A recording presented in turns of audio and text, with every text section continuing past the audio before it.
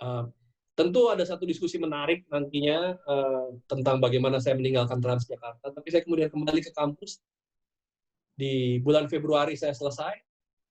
Ketika bulan Maret saya masuk kampus, itulah masa krisis. Pandemi datang. Ya. Tapi kita harus optimis bahwa kata krisis dalam huruf Mandarin, huruf karakter Cina itu disebut dengan Weiji. Ya, yang artinya danger tapi juga opportunity. Krisis itu memang bahaya, tapi juga membuka sebuah peluang untuk pembaruan di masa depan.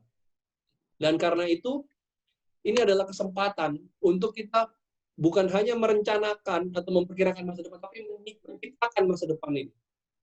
Seperti kata Abraham Lincoln, the best way to predict a future is to create it.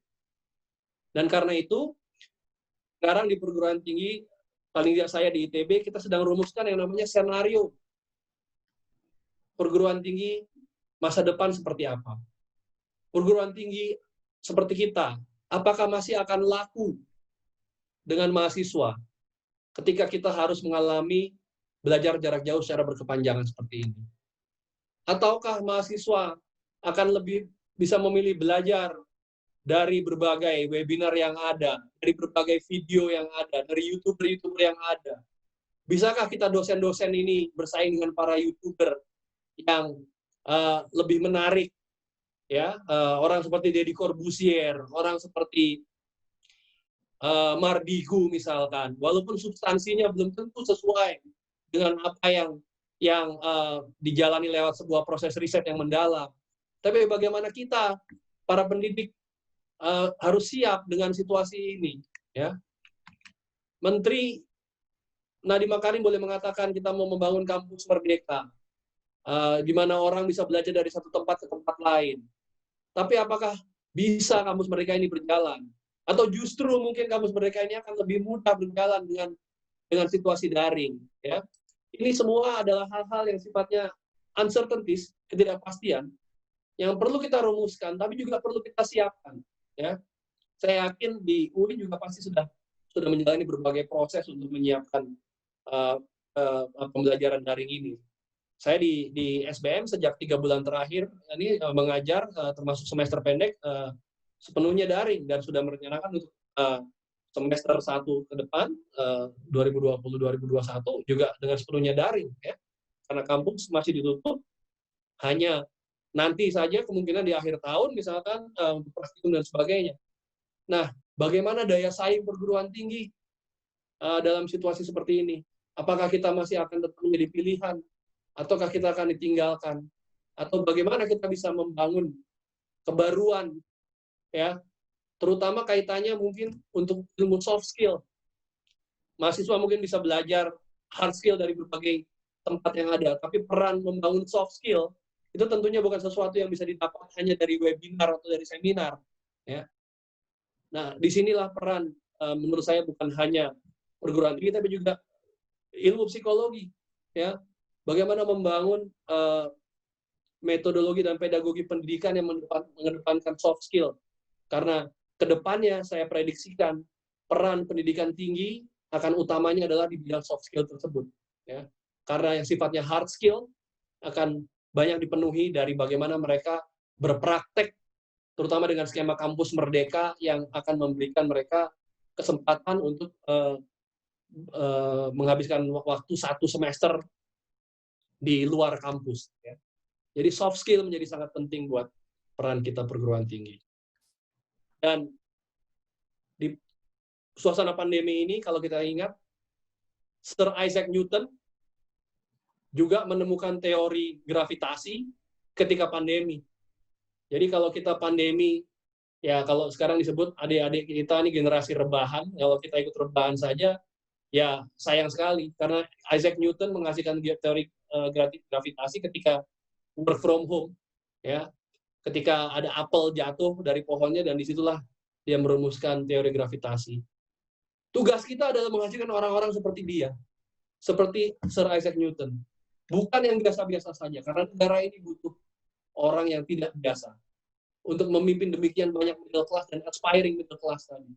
Kita harus menghasilkan orang-orang seperti ini. ITB, kami baru merayakan 100 tahun usia di minggu lalu. 2 presiden belajar di ITB, ya. Tapi yang dibutuhkan negara ini bukan hanya presiden. Kita butuh berbagai pemimpin, kita butuh berbagai orang dengan kompetensi, kita butuh orang-orang seperti ini, ya. Mulai dari Jenderal Sudirman, Gandhi, Obama, Sri Mulyani, semuanya orang-orang inilah figur-figur yang tidak biasa-biasa saja, ya. Termasuk orang-orang yang lahir dari kampus ini, dari UIN. Dan tugas kita di tengah pandemi seperti ini adalah tetap untuk bisa membuat mahasiswa kita lahir menjadi orang-orang seperti mereka. Orang-orang yang memberi makna. Tidak harus selalu menjadi pemimpin, tidak harus selalu jadi presiden, jadi ketua, tapi jadi orang yang memberi makna buat kehidupan.